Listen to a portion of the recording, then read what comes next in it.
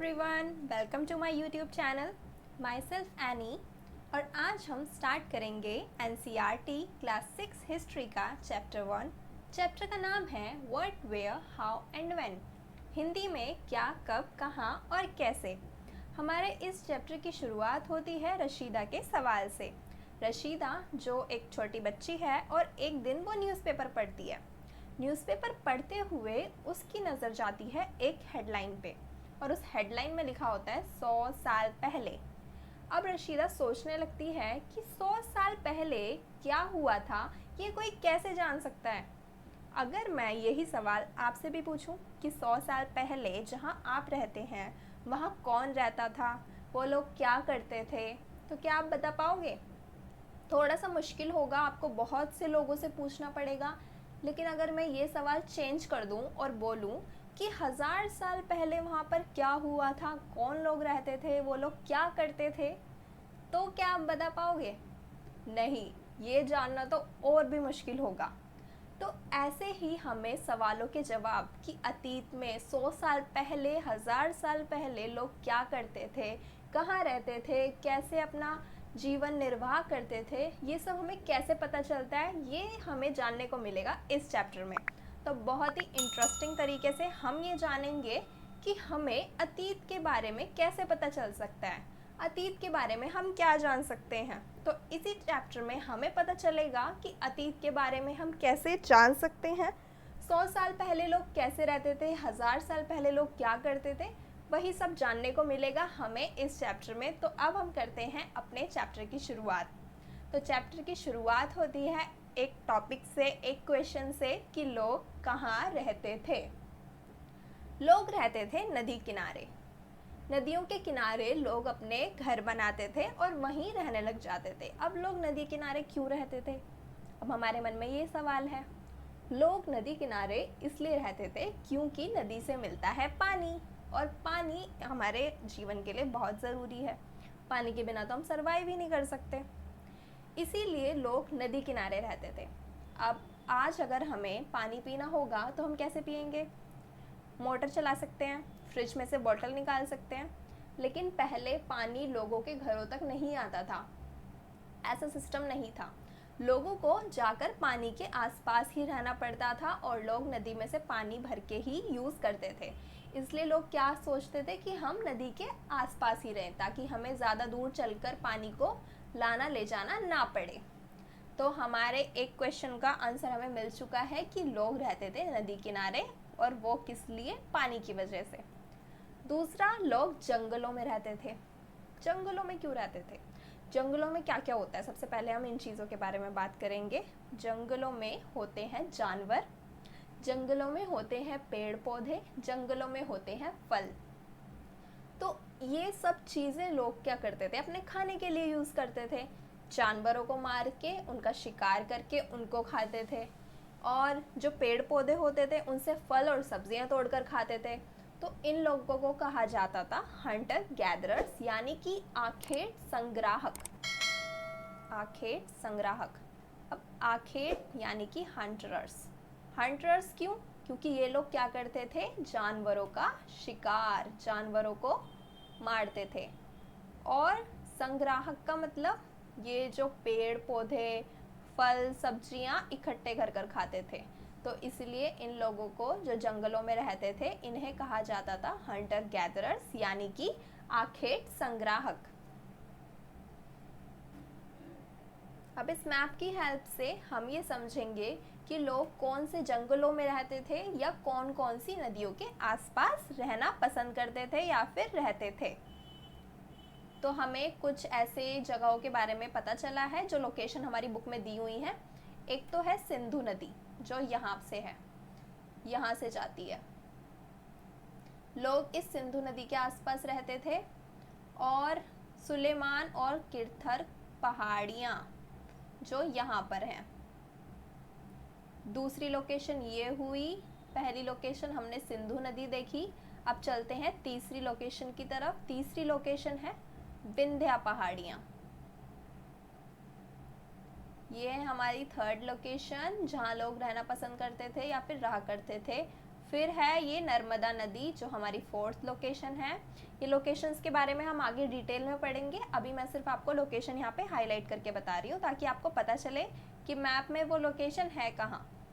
गंगा नदी के आसपास, गंगा और उसकी सहायक नदियों के आसपास लोग रहते थे। अब यहाँ पे आएगा एक वर्ड सहायक नदी। ये सहायक नदी क्या होती है? एक होती है मेन रिवर, जैसे कि ये हम मान लेते हैं ये गंगा नदी है। अब गंगा नदी से छोटी छोटी रिवर जुड़ती हैं, जैसे कि सोन नदी, जो उसमें जुड़कर ही ख़त्म हो जाती हैं, छोटी नदियाँ। तो ये जितनी भी नदियाँ हैं छोटी छोटी जो साइड से जुड़ रही हैं मेन रिवर से, इन्हीं को हम कहते हैं गंगा की सहायक नदियाँ। तो ये कौन सी नदियाँ हो गई? सहायक नदियाँ। और ये फिफ्थ लोकेशन थी हमारी गंगा नदी। तो अब तक हमने 5 लोकेशंस के बारे में पढ़ा है। सबसे पहले हमने देखा सिंधु नदी, विंध्या तथा सुलेमान पहाड़ी, और नर्मदा नदी, विंध्या पहाड़ी, गंगा नदी। तो ये हैं हमारी अब तक की 5 लोकेशंस। अब हम एक एक करके इन लोकेशंस के बारे में देखते हैं। तो लोग कहाँ रहते थे? लोग रहते थे नर्मदा नदी के पास। तो यहाँ पे भी मैप है, अभी हमने देखा था नर्मदा नदी कहाँ है। ये है नर्मदा नदी, ये है यहाँ पे नर्मदा नदी। तो जो नर्मदा नदी के आसपास रहने वाले लोग थे वो होते थे संग्राहक। हमने क्या पढ़ा था? संग्राहक कौन होते हैं? जो जंगल में होने वाले जो फल होते हैं, सब्जियां होती हैं, जड़ें होती हैं, उनको इकट्ठा कर कर खाते थे। और यहाँ पर रहने वाले लोग क्या करते थे? जानवरों का शिकार भी करते थे। तो ये कौन से लोग हुए? शिकार करने वालों को हम कहेंगे आखेटक। और क्योंकि ये लोग फल कंदमूल इकट्ठा करके भी खाते थे तो ये हुए संग्राहक भी। तो ये लोग हो गए नर्मदा नदी के पास रहने वाले लोग आखेटक संग्राहक, क्योंकि ये फल सब्जियां इकट्ठे करके भी खाते थे और जानवरों का शिकार भी करते थे। अगली लोकेशंस के बारे में बात करते हैं जो है सुलेमान और किरथर पहाड़ी। ये है यहाँ है सुलेमान और किरथर पहाड़ी। 8000 साल पहले यहाँ पर सबसे पहले गेहूं और जौ की खेती शुरू की गई थी। तो सुलेमान और किरथर पहाड़ी के पास 8000 साल पहले गेहूं और जौ की खेती शुरू की गई थी।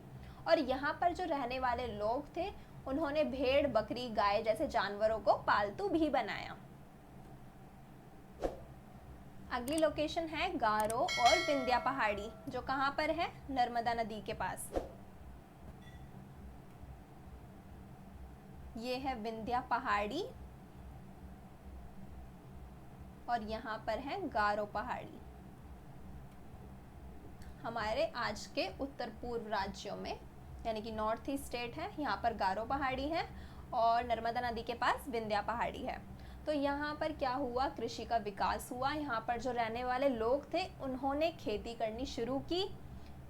और यहाँ पर विंध्या के उत्तर में, उत्तर दिशा यानी कि ऊपर की तरफ, तो विंध्या के उत्तर में यहाँ पर सबसे पहले चावल की खेती शुरू की गई थी। और हम आज भी देखते हैं यहाँ पर चावल की खेती आज भी होती है, बहुत अच्छी मात्रा में होती है। और उस समय भी सबसे पहले विंध्या पहाड़ी के उत्तरी इलाके में, ये है यहाँ पे नॉर्थ, यहाँ पर सबसे पहले चावल की खेती शुरू की गई थी।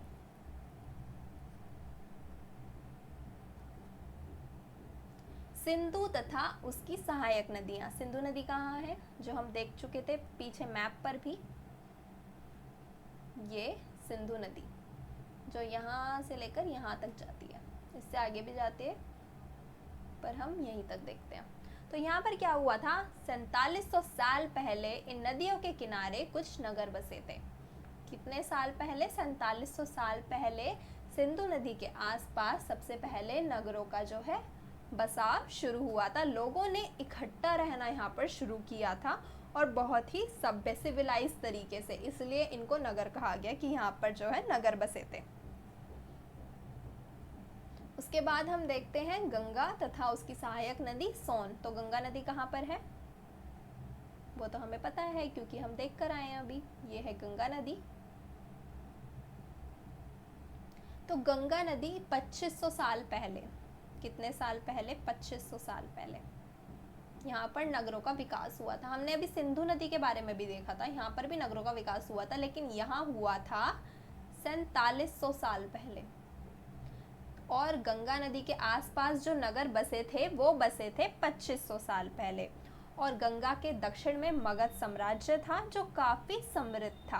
गंगा के दक्षिण में यानी कि इस इलाके में मगध साम्राज्य था। हम आगे मगध साम्राज्य के बारे में पढ़े थे। यहाँ पर बहुत से शक्तिशाली राजा थे जिनमें हम चंद्रगुप्त मौर्य का नाम पढ़ेंगे। मौर्य साम्राज्य था जो बहुत ही विशाल साम्राज्य था और यहाँ के राजा भी बहुत शक्तिशाली थे। तो गंगा नदी के दक्षिण में ही कौन सा मगध साम्राज्य था? तो गंगा नदी के दक्षिण में हम याद रख सकते हैं मगध साम्राज्य क्यों था, क्योंकि गंगा नदी के आसपास की जो भूमि है वो काफ़ी उपजाऊ है। उपजाऊ भूमि है तो यहाँ पर खेती भी अच्छी होगी, खेती अच्छी होगी तो लोगों के पास काफ़ी अच्छा धन होगा, राजा को अच्छे से टैक्स मिलेगा तो राजा शक्तिशाली होगा।